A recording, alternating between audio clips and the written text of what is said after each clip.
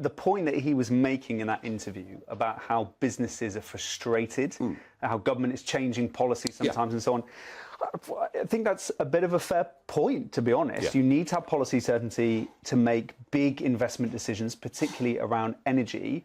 And the track record of the Conservatives in government is not very reliable when it comes to that certainty. No, I can never work out whether we are doing nuclear energy or whether we're not. I mean, it's all over the place.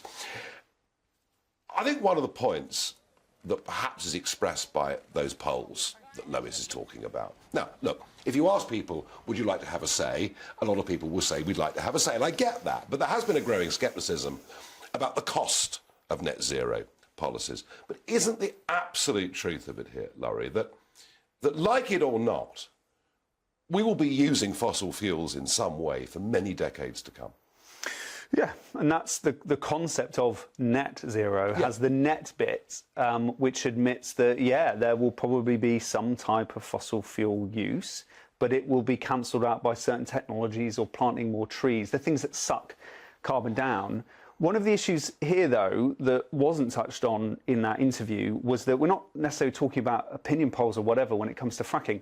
We're talking about markets, and you can't really buck the fact that the UK has a liberal gas market, and if people got frack gas out of the ground, which there are so many complexities about why that's very hard, they will sell it to the highest bidder. Quadrilla's not interested in British energy security necessarily, it's interested in making money from gas. Well, of course, they are a private company, and I get that. INEOS are too, and I fully understand that. However, you know, if you have an initiative with government, there are ways that we could produce better pricing. After all, you know, American consumers do not buy gas at world market prices. So I think there may be ways around this. But here's the real nub of it for me. There are many, many, many on the global warming side of the argument, on the net zero side of the argument. There are Just Stop Oil protests, Extinction Rebellion.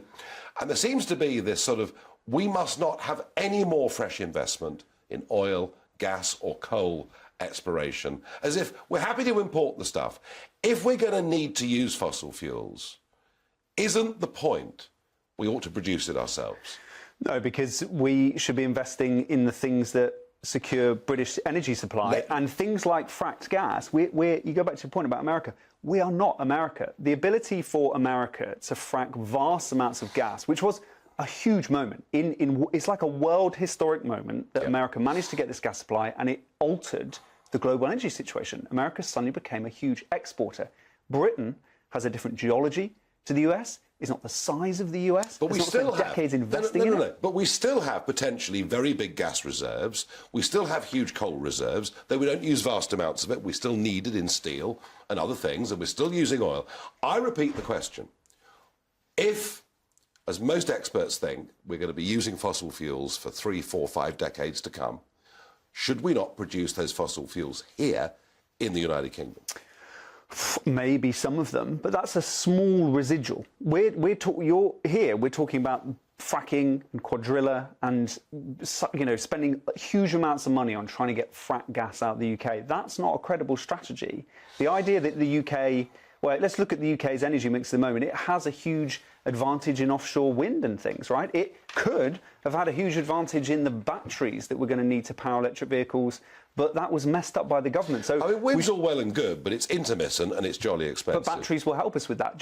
Just because we are not, you know, halfway through the process of transitioning to coal in the Victorian times, people weren't sitting around and being like, no, it's too expensive. We've only found this amount of coal. It requires that process of innovation and investment to transition to a better energy system. And we will get there. If these private companies want to try and extract gas and they're taking their own financial risk, I'm happy for them to do it.